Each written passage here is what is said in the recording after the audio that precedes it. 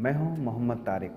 आज मेरा टॉपिक है कि लाइफ में गोल कैसे सेट कर सकते हैं और उन्हें रियलिटी में कैसे अचीव भी कर सकते हैं।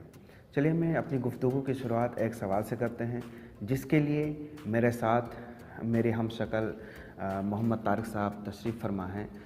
जी तारिक साहब, फरमाइए क्या है सवाल आपका? जी, मेरा सवाल ये है कि मैंने एक गोल बना रखा है जिस पर मैं 100% फोकस नहीं कर पा रहा हूँ। एक्चुअली होता क्या है मेरे साथ, जब भी मैं अपने गोल पर फोकस करना चाहता हूँ तो बहुत सारे आइडियाज़ मेरे जहन में आ जाते हैं। अभी कुछ दिन पहले फ्रीलांसर का आइडिया मेरे जहन में आया और मैंने उस पर काम किया और एक ही दिन में मैंने $15 कमा भी लिए। और फिर उसके बाद वेबसाइट डिज़ाइन का आइडिया मेरे जहन में आया और खुद से मैंने एक वेबसाइट भी क्रिएट कर ली, वेबसाइट भी बना ली और उसके लिए डोमेन भी मैंने ख़रीद लिया। तो इस तरीके से मेरे पास बहुत सारे आइडियाज़ आते रहते हैं और जिसमें मैं मुलव्विस हो जाता हूँ और कहीं ना कहीं इन सब बातों में लग कर और मैं अपने गोल पर फोकस नहीं कर पाता हूँ। सर, ऐसी सिचुएशन में हमें क्या करना चाहिए? राइट। तारिक साहब, आपकी गुफ्तगू सुनकर मुझे एक बात का अंदाज़ा हुआ, वो ये है कि आपके अंदर कॉन्फिडेंस बहुत है। माशाल्लाह, आपने आपके जहन में जो भी आइडियाज़ आए आपने उन्हें बखूबी अंजाम भी दिया, जो कि बहुत बड़ी बात होती है। लेकिन मेरा एक मशवरा है आपके लिए भी और जो हमारे व्यूवर हैं उनके लिए भी। तो मैं अपनी गुफ्तगू की शुरुआत एक एग्ज़ाम्पल से करना चाहता हूँ, जिससे आपको बहुत फ़ायदा मिलेगा। एक आइलैंड था समंदर के बीच में और उस आइलैंड पर एक बहुत बड़ा पहाड़ बना हुआ था और उस पहाड़ के ऊपर एक बड़ा सा किला बना हुआ था और उस किला को 1000 साल तक किसी बादशाह ने फतह नहीं किया, कर ही नहीं पाया। क्योंकि आइलैंड पर आना बहुत मुश्किल, क्योंकि समंदर के ज़रिए से आइलैंड पर आना पड़ता था। फिर आइलैंड पर सीधा पहाड़, उस पहाड़ पर चढ़ना और भी ज़्यादा मुश्किल। तो 1000 साल तक उस किला को कोई भी फतह नहीं कर पाया।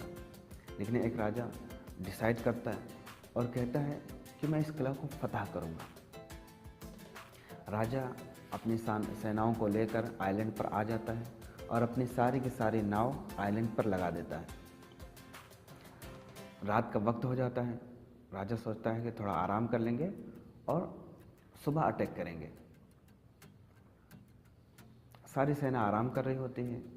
राजा घूमने टहलने के लिए बाहर निकलता है तो वो अपनी सेनाओं को कहते हुए सुनता है, उसकी सेना कह रही होती है कि अरे यार, 1000 साल तक इस किला को किसी ने नहीं फतह किया तो हम कैसे कर पाएंगे, कोई चांस ही नहीं। दूसरा कह रहा, हाँ यार, बात तो सही कह रहा है, 1000 साल तक किसी ने फतह नहीं किया तो हम क्या कर पाएंगे, चांस ही नहीं है। राजा सोचता है ये कल नहीं हारेंगे, कल सुबह नहीं हारेंगे, हार चुके हैं, हारने वाले नहीं हैं, हार चुके हैं। अभी से इनकी ये मनोदशा है, अभी से इनकी ये हालत है, तो कैसे जीतेंगे हम। राजा वापस जाता है और हुक्म देता है कि सारी की सारी नाव जला दी जाए। सारी की सारी नाव जला दी जाती है। सुबह होती है, सेना उठती है और अटैक करती है। पहली बार हिस्ट्री में ऐसा होता है कि सेना जीत जाती है। पता है वो किला कैसे जीता गया? क्योंकि राजा ने भागने का रास्ता ही बंद कर दिया। अब भागेंगे कहाँ? अब तो उनके पास एक ही रास्ता है, करो या मरो।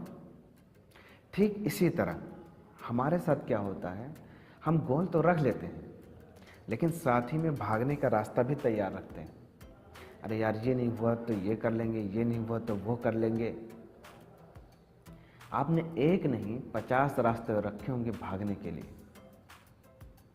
जब आप भागने के रास्ते को तैयार रखते हैं तो कभी भी आप अपने गोल पर 100% एफर्ट्स नहीं लगा सकते, क्योंकि आपकी पूरी एनर्जी जिस चीज़ पर लगनी चाहिए उस पर लग ही नहीं पाती और आपका फियर ऑफ फेलियर इतना बड़ा होता है कि आप किसी एक चीज़ पर जोर लगा ही नहीं पाते। मैं आपको कहूँगा कि पहले आप भागने के रास्ते को बंद करिए।